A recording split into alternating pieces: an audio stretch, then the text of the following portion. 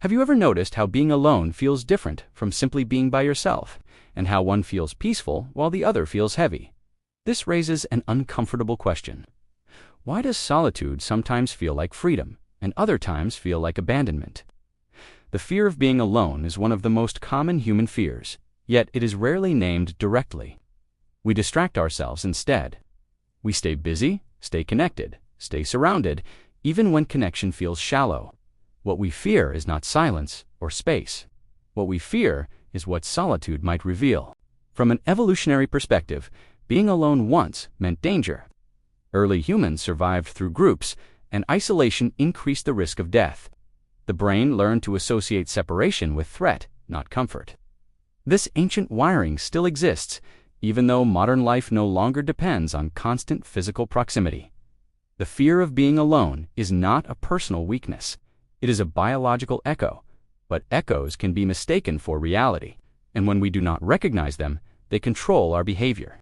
Psychologically, loneliness is not defined by the absence of people, but by the absence of emotional safety. You can be surrounded and still feel alone. You can be isolated and feel deeply connected. This is why some relationships reduce loneliness, while others intensify it. The fear of being alone often pushes people into connections that numb discomfort rather than deepen meaning. Being chosen feels safer than choosing yourself, but safety without authenticity slowly erodes the self. Many people avoid being alone because it removes distraction. Without conversation or noise, thoughts surface. Unresolved emotions appear. Questions rise that have been postponed. Solitude does not create these thoughts, it reveals them. When people say they hate being alone, they often mean they hate what shows up when nothing else is present. The fear is not emptiness, the fear is confrontation.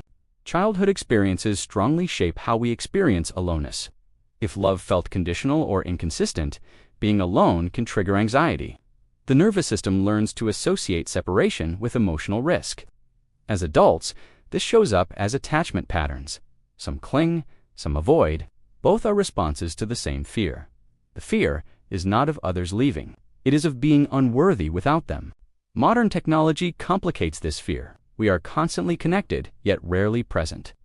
Notifications replace intimacy. Digital contact becomes a substitute for emotional closeness. This creates a strange paradox. People feel less alone when someone is always available, but more empty when connection lacks depth.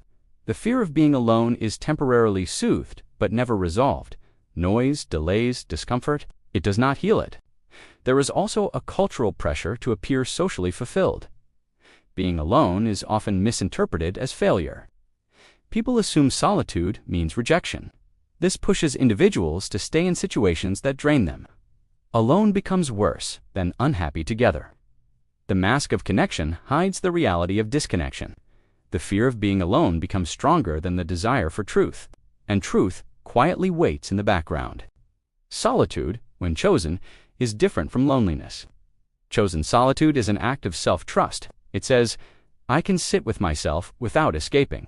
This kind of solitude builds emotional resilience. It teaches you that your worth does not depend on constant validation. But this skill is not innate. It must be learned slowly. Most people avoid it long enough that it feels foreign. The fear of being alone often masks a deeper fear. The fear that without others, you might disappear. That without reflection, you might not know who you are. Identity can become dependent on reaction. When no one is there to reflect you, uncertainty arises. Solitude removes mirrors. This can feel like loss, but it can also feel like freedom. When you learn to be alone without fear, relationships change. You stop using others to fill gaps. You stop demanding reassurance. You stop confusing presence with attachment. Connection becomes choice, not necessity. Love becomes shared, not borrowed. The fear loses its grip, and something quieter takes its place. The goal is not isolation. Humans are still relational beings. The goal is to remove panic from aloneness, to sit in silence without urgency, to let thoughts rise without judgment, to experience presence without escape. When you do this, something unexpected happens. The fear softens, and what remains is not loneliness, but clarity. So here's the question to stay with. If you could be alone without fear, how would your relationships change?